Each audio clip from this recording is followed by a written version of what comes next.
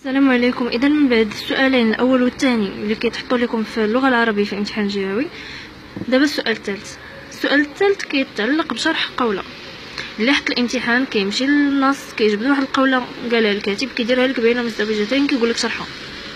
الخدمه ديالك انت هي انك تشرحها، تقراها، تعرفها شنو علاش كتهضر، تعرفها شنو بغات تقول وتشرحها. اذا هنا غادي نوقفوا على جوج عمليات. اول عمليه غادي ديرها هي انك غادي ترجع للفقره، الرجوع الى الفقره. اش من فقره؟ الفقره اللي فيها ديك القوله. النص كله اصلا تقريتيه، عرفتي اش من فقره فاش كاينه ديك القوله، غتمشي غتقراها كامله. علاش غدير هاد العمليه هادي؟ لمجرد انك باش تفهم مزيان ديك القوله شنو كتقول. ملي غادي تقرا القوله بوحدها ما غاديش تفهمها مزيان شنو كتقصد، خصك تقرا الفقره كامله. الفقره كامله هي اللي غتبين لك ديك القوله شنو كيقصد بها الكاتب بالفعل. مشينا قرينا الفقره، فهمنا القوله شنو كتقول، دابا شنو خصنا نديرو؟ الخطوه الثانيه كتسمى الشرح بالمرافق. شنو هو الشرح بالمرافق؟ انا عندي واحد القوله نعتبر هي هادي، يعني انا جبت لكم قوله من عندي.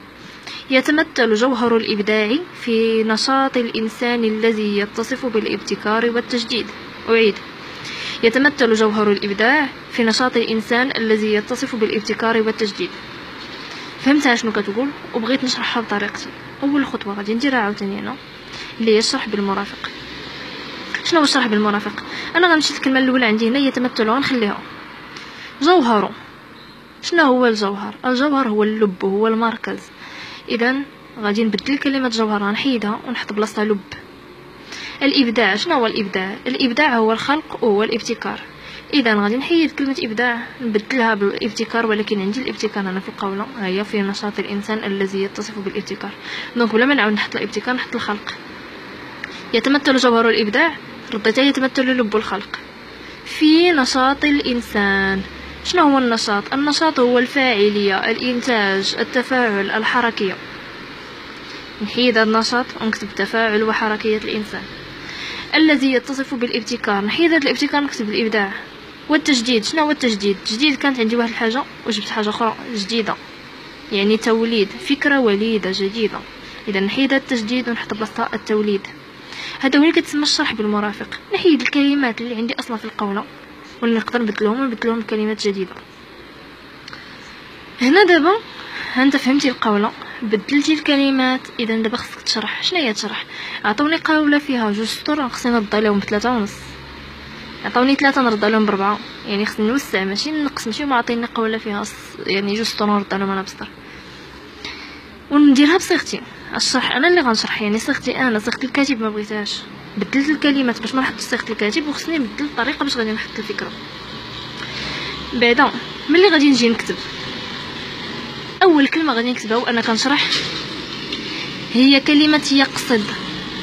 الا كان نص شعري يقصد الشاعر، الا كان نص نثري يقصد الكاتب. هذه عمليه ضروريه جدا، ضروري المصحح ملي كيصحح ملي يجي السؤال الثالث يشرح قول الكاتب القاء يقصد، ضروري ياك سطروا عليها بسطر احمر. اذا هنا مثلا انا غادي نكتب يقصد الكاتب بقوله. اش من قوله؟ هذيك القوله اللي قريت.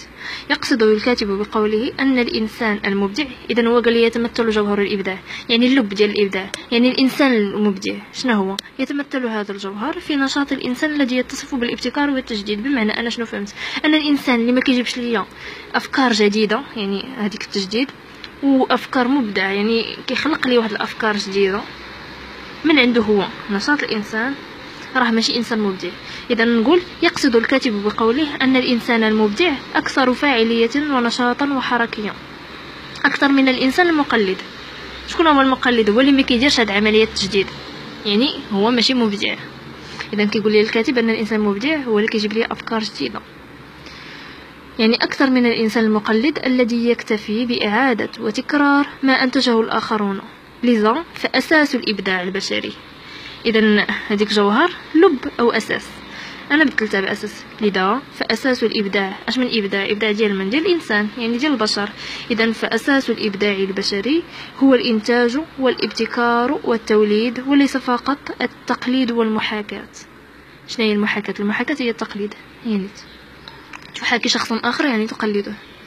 اذا هادو هما الخطوات ديال شرح قوله. اول حاجه خصكم تعرفوها كنبدا بيقصد الكاتب، يقصد الشاعر، ديك يقصد ضروري نحطها بقوله.